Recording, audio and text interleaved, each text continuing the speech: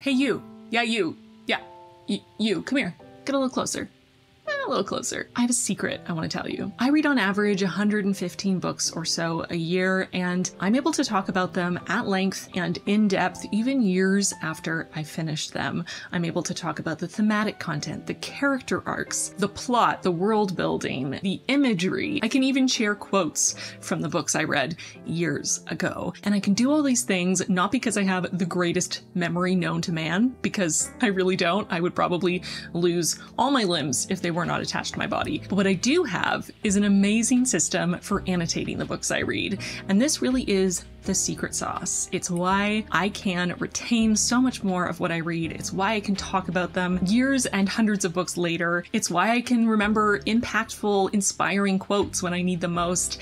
And it's why I can impress family members who still don't understand how being a YouTuber is a real job. And I've made videos talking about annotation before. In fact, I have a dedicated video to my system of annotation in physical books, from beginner level basics all the way to pro level, absolutely extra, all the bells and whistles annotation. So go check out that video if you want to annotate your physical books. But this video is all about annotating digitally. I was honestly overwhelmed by the attention that first video got. It seemed like it really resonated with so many people, which is amazing. And I got a lot of people asking what I do when I read ebooks and when I listen to audiobooks. So I decided I would make a part 2 and a part 3 to that video to address those things, to give you all my tips and tricks. So today's video is all about annotating ebooks, annotating as you read digitally, so that you can get all the same benefits that you get when you annotate the physical books you read. I've broken down my system of annotating into the 5 core tenets of annotation, and I'm really excited to share them with you today. But before I get into the 5 tenets of annotating digitally, I want to thank Kobo for sending me their brand new Kobo Libra Color. I'm absolutely obsessed with this. This is my first ever e-reader and I'm never going back. It's so good. And it's especially amazing for annotating, especially using their stylus. So I'll definitely be showing you all the amazing things the Kobo Libra Color can do in this video, but don't worry, I know not everyone has an e-reader, and not everyone who has an e-reader has one as amazing and super cool as the Kobo Libra Color. So I'll give some other examples as well and talk about how all of my 5 tenets of annotating can apply, even if you can't write directly on your books and use lots of colors like you can in the Kobo Libra Color. So hopefully this video should be applicable and helpful to everyone who reads ebooks, no matter what device you read them on. But I am very excited about my Kobo Libra Color, so she's gonna be the star of the show. Thank you so much to Kobo for sponsoring this video. Now, before we get into it, just to get everyone up to speed, I want to quickly define annotation. Annotation.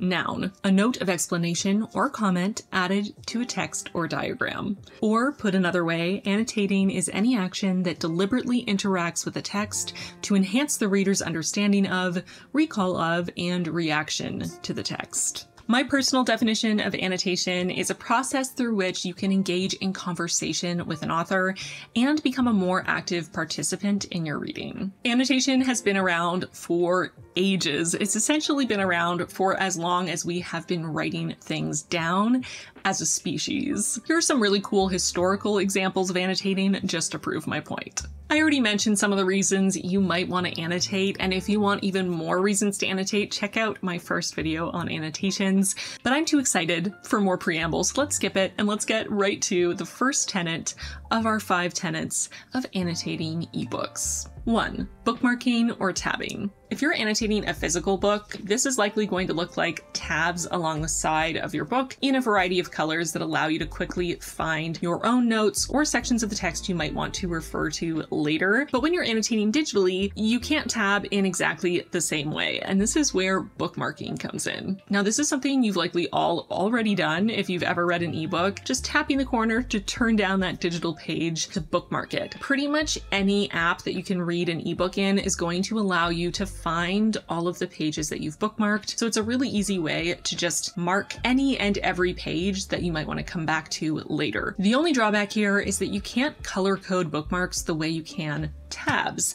which means that it's going to take a little longer to find what you're looking for. It would be like tabbing a physical book with just one color of tab. Sure, there are fewer tabs to look through than there are pages in the book, but it's still going to take a while to get through every single one of your tabbed or bookmarked pages to find what you're looking for. Now, there are some companies and apps out there who are finding solutions around this problem. I can think of the Fable app, which has started to incorporate tabbing into their ebook reader, and Kobo also has a really cool workaround solution to this, which I'm going to talk about in a minute. But if you're reading ebooks, say from your library on your phone, you're probably going to have to stick with turning down the corner of whatever pages you're trying to find, and it's just going to take a little longer to go back and find a specific thing than it would reading a physical book. It doesn't mean it's not worth doing, because it literally takes a millisecond to tap the corner of the page and turn it down, but I can admit it's not perfect. One thing I can say as something that I've implemented in my reading is that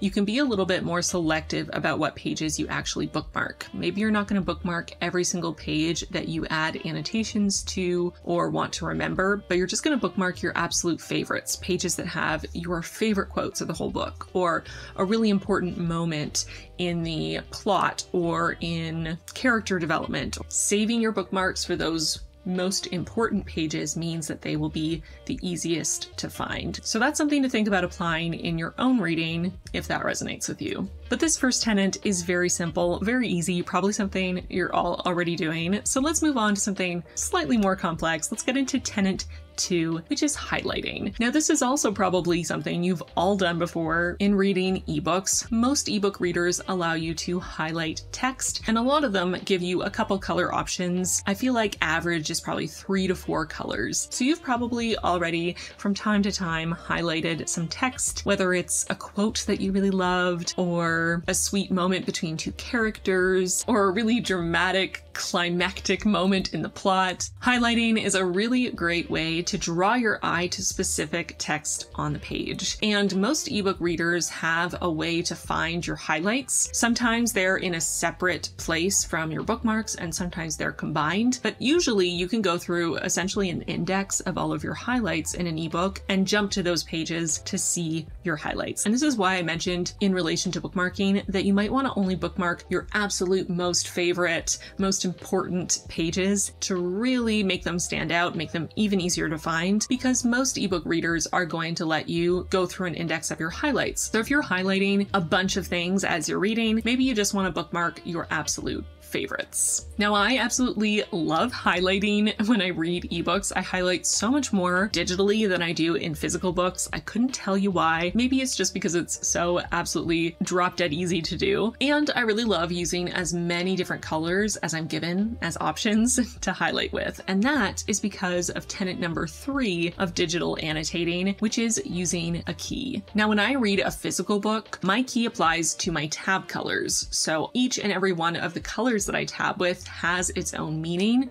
So I can quickly go through and find every single dark yellow tab and know that those are all the quotes that I wanted to remember. And all of the purplish gray tabs apply to the theme of finding your own inner strength. But when I'm reading digitally, my key applies to the colors that I'm using while annotating. And part of that is because when I read physical books, I only annotate with a beige highlighter and a black pen. That's just my preference. It simplifies my life. But in ebooks, I'm highlighting in all of the colors that are given to me, which means I can use my key to apply to my highlight colors instead of my tab colors. One thing that I absolutely adore about my Kobo Libra Color is that they have a tab for all your annotations, and you can actually see a little preview. So as I scroll through, not only do I see a list of pages that I highlighted, I can actually see a preview. So I can see the color the text is highlighted with, which means I can very easily know if it's a quote, if it's something about the themes, if it's about the characters or relationships, or if it's something to do with a plot or world building, which makes it way more similar to how I use color coding with my tabs in a physical book. Because in a physical book, I can just look at the edge and see all the colors and quickly just go to the pages that are tabbed with a proper color. I honestly find it even faster on my Kobo because I can see that little preview, so I can very quickly determine if that is actually the passage or the quote or the section of the book that I'm looking for or not. Whereas in a physical book, book, I have to open the page and scan it and find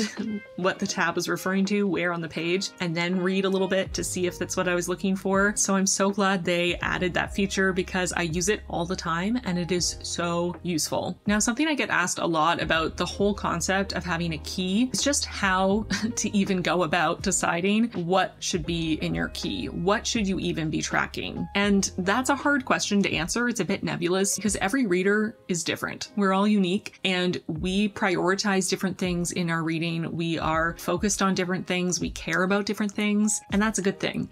That's great. So you don't have to make your key look like anyone else's. Your key is to help you find the things that you are most likely to want to find. So if you don't care at all about character development, there is no reason to assign a color of highlighter to character development and to put that in your key. Maybe you're a lot more focused on the plot and the world building and maybe the magic system if you're reading fantasy, or maybe you're really into the themes of a story and you want each of the colors to be assigned to a different theme or motif in the novel you're reading. There are so many different ways that your key can look, and like I said, it's going to vary from reader to reader, but it's also going to vary from book to book because my key does not stay the same for every single book I read. I read a lot of books across a lot of genres, and my key for a fantasy novel is not going to be the same as a literary fiction or a historical fiction or a mystery or a contemporary romance or a horror novel. But I know it can be a little intimidating to decide what to include in your key, so here are a bunch of ideas just to get your gears turning, to give you a jumping off point to figure out what you like to track in your own key. Now, I do have a couple quick tips for you to do with your key that I want to share before we move on, and those are to create your key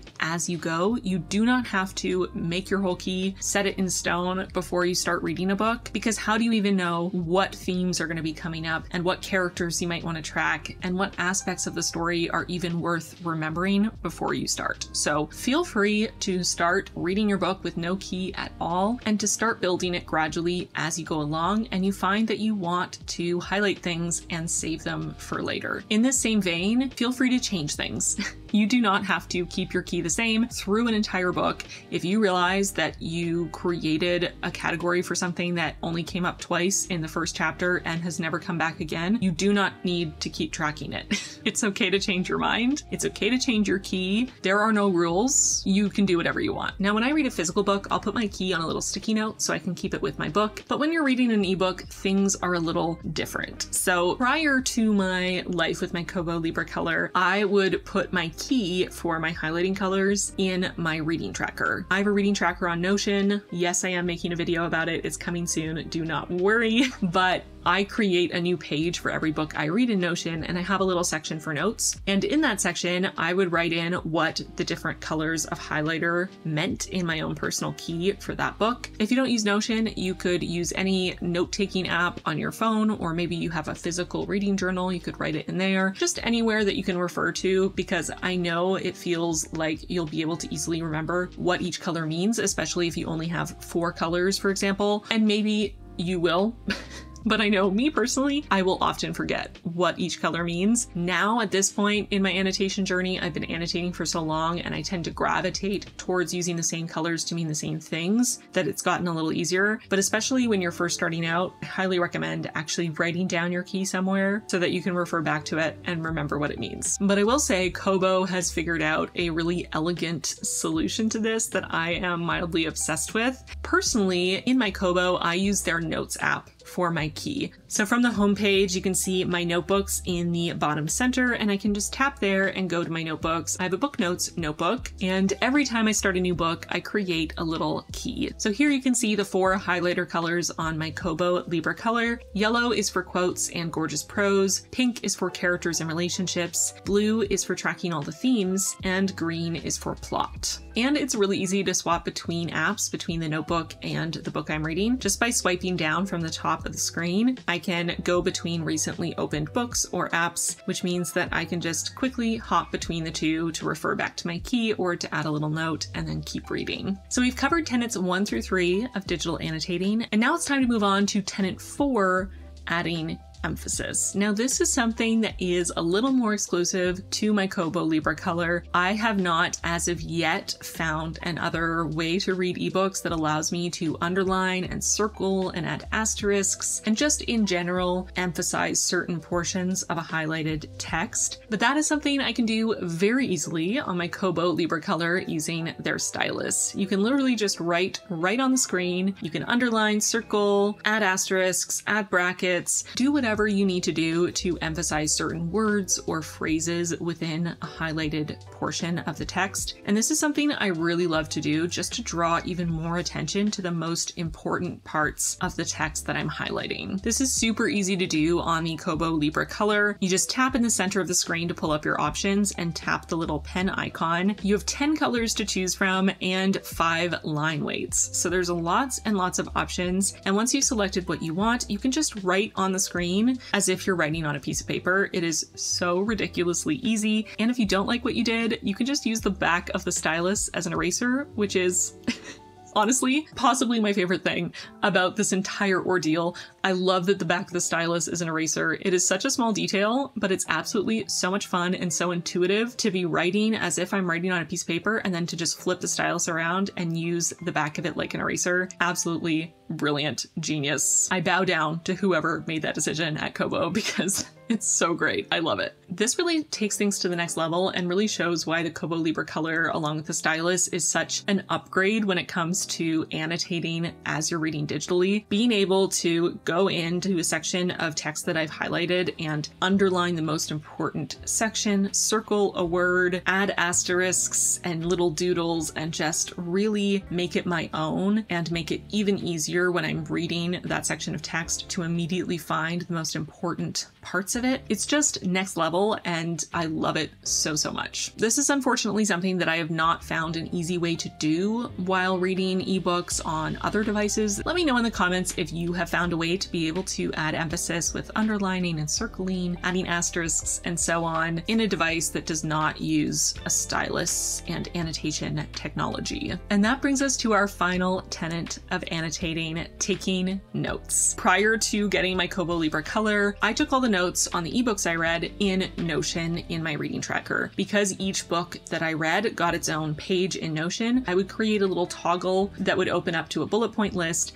And as I was reading my ebook, I would just switch between apps and add any notes, any thoughts I had to Notion to save for later. And this is fine. It works. I had my notes. They were saved there. I was able to find them, but I did have to switch between apps really frequently to do this. And it meant that if I was adding a short note that was just commenting on the text, I either had to write out what the text was that I was referring to, or at the very least put the page number so that I could go back and refer to it. It was just a little clunkier than adding notes in a physical book as you're reading, being able to just write something quick in the margins or at the end of a chapter. It sort of separates your annotations and makes them feel less cohesive, less part of one unit of all of your annotations and notes and thoughts and feelings about a book existing in one place. And that's another reason why I love my Kobo, because I am able to actually add all my little notes in the margins on the ebook itself using the stylus. And it feels so close to the experience of just writing in a physical book as I'm reading, and I absolutely love it. Whether I'm writing a bunch of notes at the end of a chapter or adding a couple little thoughts in the margins, I absolutely love doing this. And you might be wondering, what do you even write when you add your own notes? And the answer is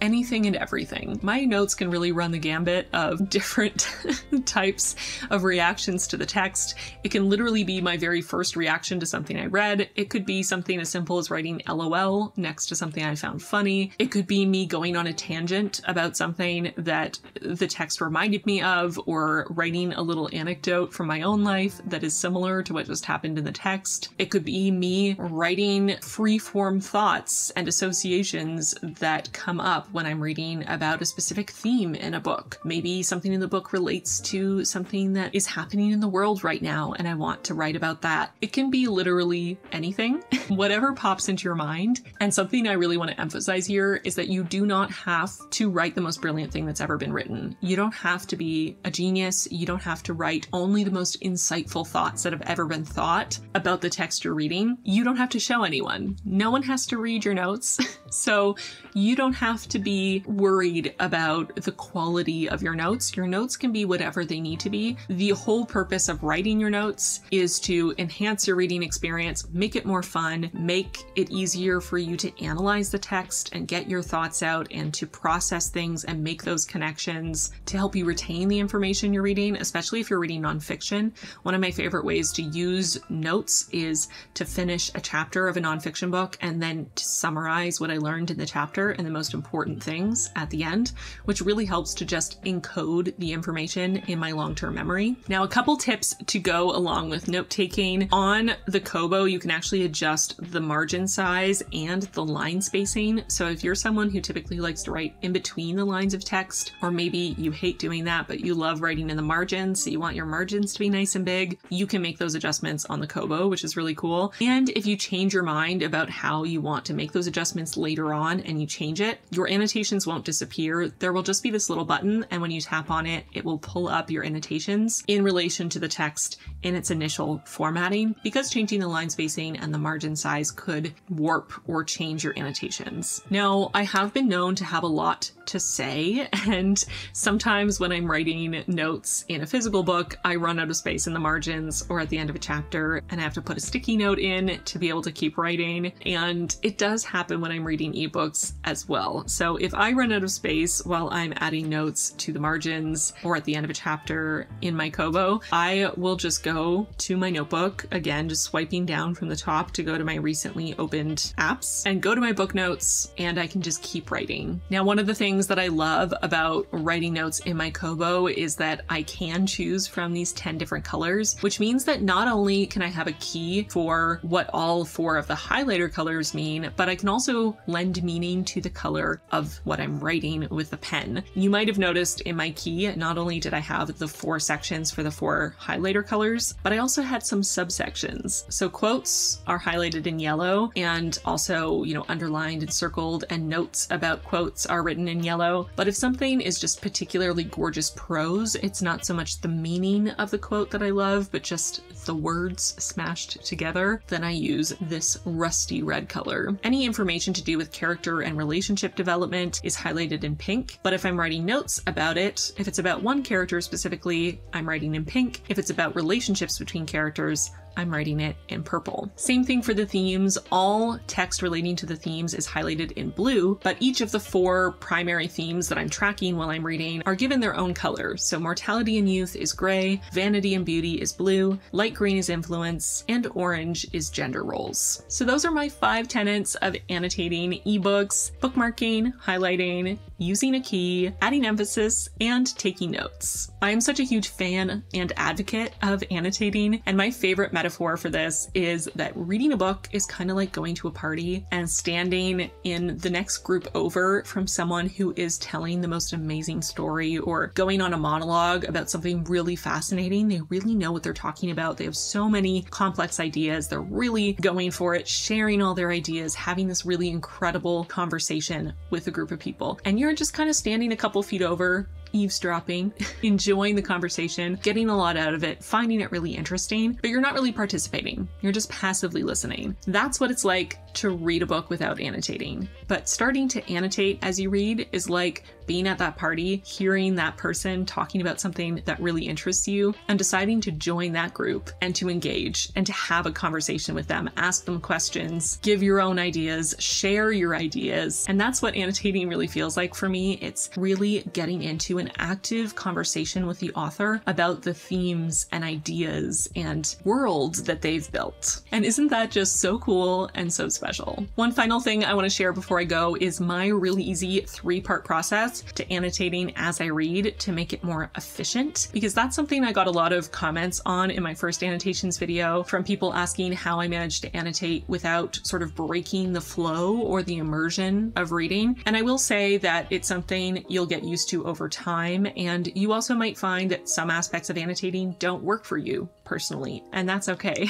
Again, there are no rules, you can do whatever you want. But I have found a process personally that works really well for me to allow me to keep reading reading in my most immersed, engaged way that I love to read, to really lose myself into the book while still reading really actively and engaging with my annotations. So this is my really simple 3-part process. Part 1 is to read a portion of the text, whether that be a couple paragraphs or maybe a chapter. And as I read, I'll have my stylus in hand so I can just highlight any text that catches my eye. I don't have to slow down. I don't have to stop. At this point, I don't even worry about what color I'm highlighting in. I just read, and if some text catches my eye and I want to be able to come back to it later, I'll just highlight it as I go. Part 2, once I finish those couple paragraphs or a chapter, I go back to the start of those couple paragraphs or pages or the chapter, and I will go through and find all those sections I highlighted and change the color if need be so that it's the proper color for the content of the highlighted text. So maybe I highlighted everything in yellow, but one of them isn't a quote, it's actually character development, so I'm going to change it to pink. And one of them isn't really a quote, it's actually in relation to one of the themes, so I'm going to make it blue. I'll make those changes then. And after I change the color, if I feel like I want to add emphasis to that quote, so underline things, circle things, add asterisks,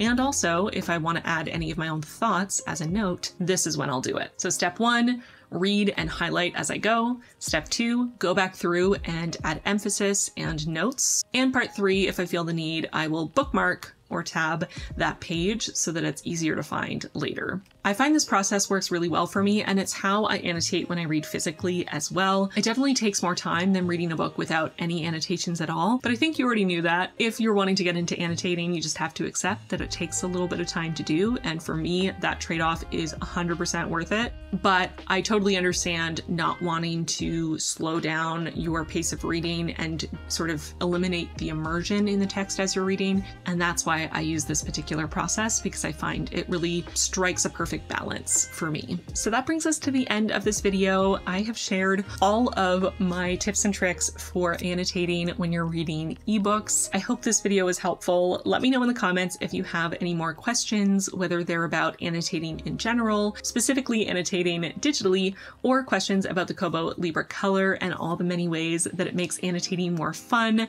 I would love to chat with you about this in the comments, and I would also love to hear your techniques for annotating digitally. If you're already annotating your ebooks and I missed something, I would love to learn new tips and tricks and hear about the many different and unique ways that all of us love to annotate as we read. But that's it from me. I really hope this video was helpful. Thank you so much to Kobo for gifting me the new Kobo Libra Color. It is my most prized possession. I am absolutely obsessed with it. I would highly recommend for anyone out there looking for an e-reader to check out the Kobo Libra Color. It really is an incredible device. And with that, I'm gonna get going. Thank you so much for watching, and I'll see you really soon in my next one.